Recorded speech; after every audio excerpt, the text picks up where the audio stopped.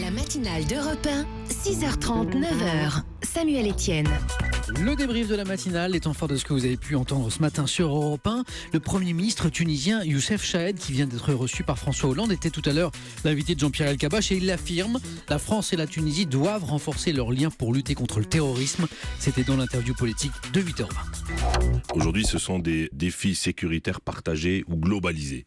Et à cela, il faut une réponse concertée et unie, notamment, et la coopération sécuritaire entre la France et la Tunisie doit s'élever à un niveau supérieur en ce moment, vu que nous recevons aussi des menaces. Nous étions attaqués comme ce fut le cas pour la France. Denis Safran, médecin-chef de la BRI, l'un des premiers à être rentré au Bataclan le 13 novembre. Et même s'il n'oublie pas, il ne veut pas garder de contact avec les victimes qu'il a sauvées. Il nous explique pourquoi. C'était dans l'interview Vérité à 7h45. Je pense qu'il ne faut pas mélanger les choses. Il doit y avoir de la compassion, ça fait partie du devoir du médecin, du devoir déontologique d'ailleurs, et puis du devoir d'humanité. Mais non, pas de lien. Sinon, on deviendrait inefficace.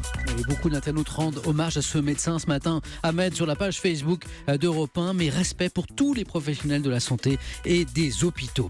En l'état, la gauche a peu de chances de se qualifier pour le second tour de la présidentielle. L'analyse de David Doucan, c'était dans l'édito politique de 7h35. On n'entend pas la gauche car son éparpillement la rend inaudible. Le Vert, Yannick Jadot, Jean-Luc Mélenchon, les communistes qui veulent donc y aller tout seuls, les Montebourg, Hamon, Lindemann, Filoche, sans même aller chercher Lutte ouvrière et le NPA qui auront sans doute leur candidat. Le tableau, c'est celui d'une gauche d'appareil qui se jauge, se marque à la culotte sous le regard navré des Français qui eux s'inquiètent.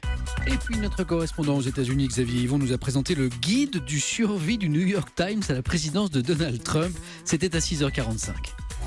Alors d'abord, une nuit de beuverie, ça c'est facile. Ouais. Puis se dire que Donald Trump n'est pas un idéologue, mais un pragmatique. Se dire aussi qu'il va nommer des gens compétents pour l'épauler. Surtout ne pas penser que la moitié de l'Amérique est raciste. Une élection, c'est avant tout un choix entre la continuité ou le changement. Et c'est le changement qui a gagné. Si vous êtes terrifié à l'idée de voir Donald Trump avec les codes nucléaires, rappelez-vous qu'il y a des aides de camp responsables. Quant à moi, j'ai pas encore trouvé le guide de survie du correspondant sous présidence Trump. Comme la prestation de serment c'est le 20 janvier, j'ai encore un peu de temps. C'était le débrief de la matinale.